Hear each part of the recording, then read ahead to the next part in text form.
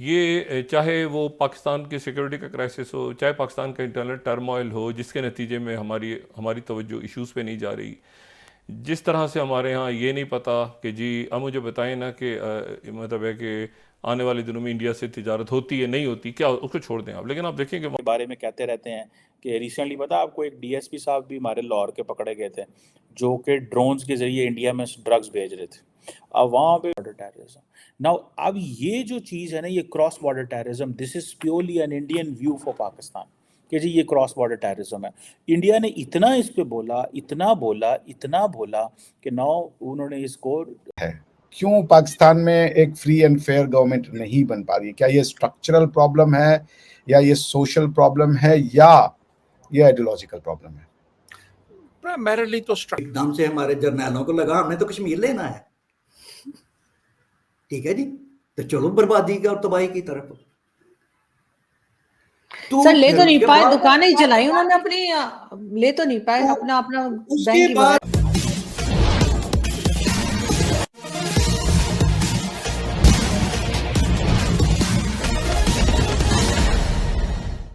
भारत जो पाकिस्तान पर इल्ज़ाम लगाते रहा है कि पाकिस्तान न केवल भारत में टेररिस्ट बल्कि नशीली दवाइयाँ और हथियार भी भेजता है।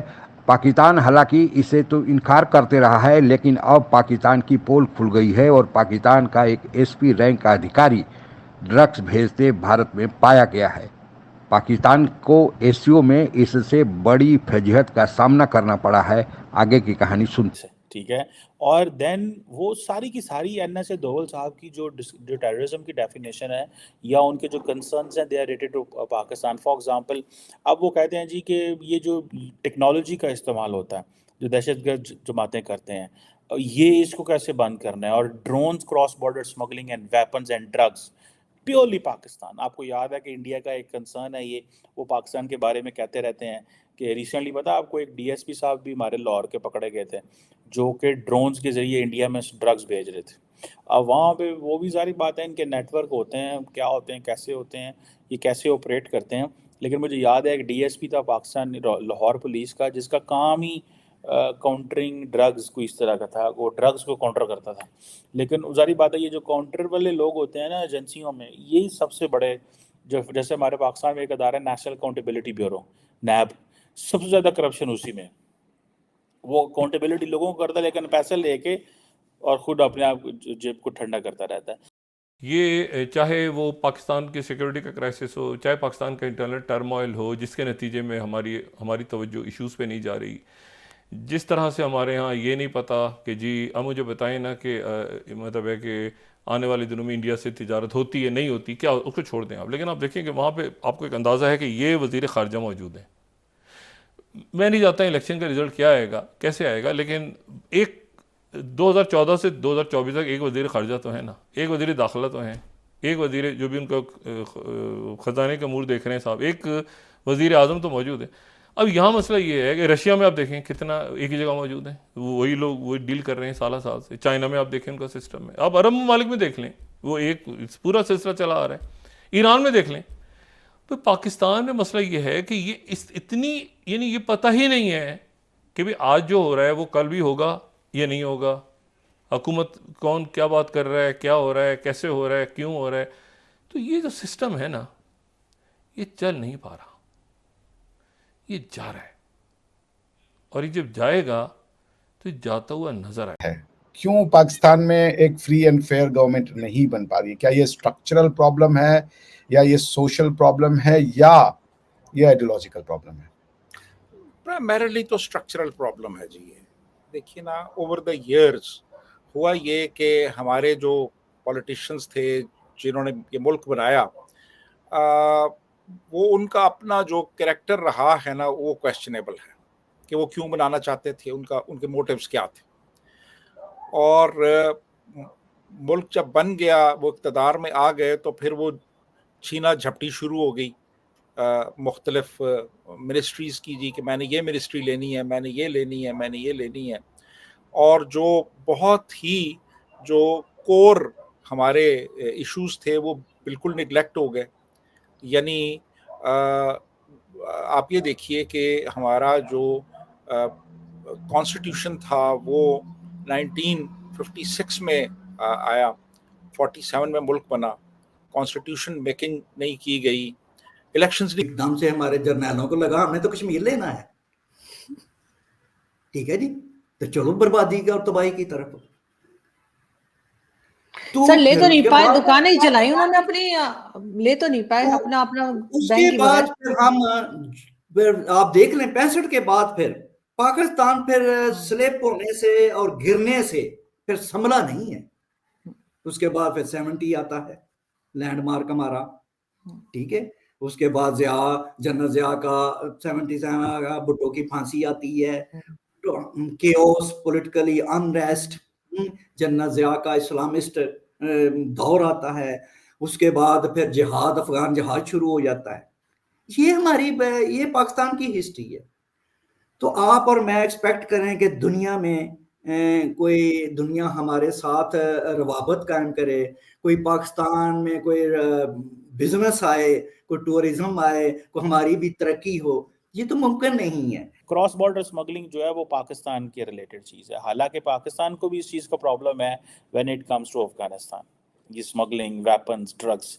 लेकिन पाकिस्तान इस मसले को उस तरह नहीं उठाता जिस तरह इंडिया कंसिस्टेंटली उठाता है। When it comes to Afghanistan हम खामोश रहते हैं, हम उसको सिर्फ और सिर्फ टीटीपी से लिंक कर देते हैं। अदर दैन बियॉन्ड टीटीपी हम इन तरह की चीज़ों को नहीं बोलते। बियॉन्ड टीटीपी जो है वो हम नहीं बोलते। हम कहते हैं जो टीटीपी जो है ना, बस वो एक प्रॉब्लम है।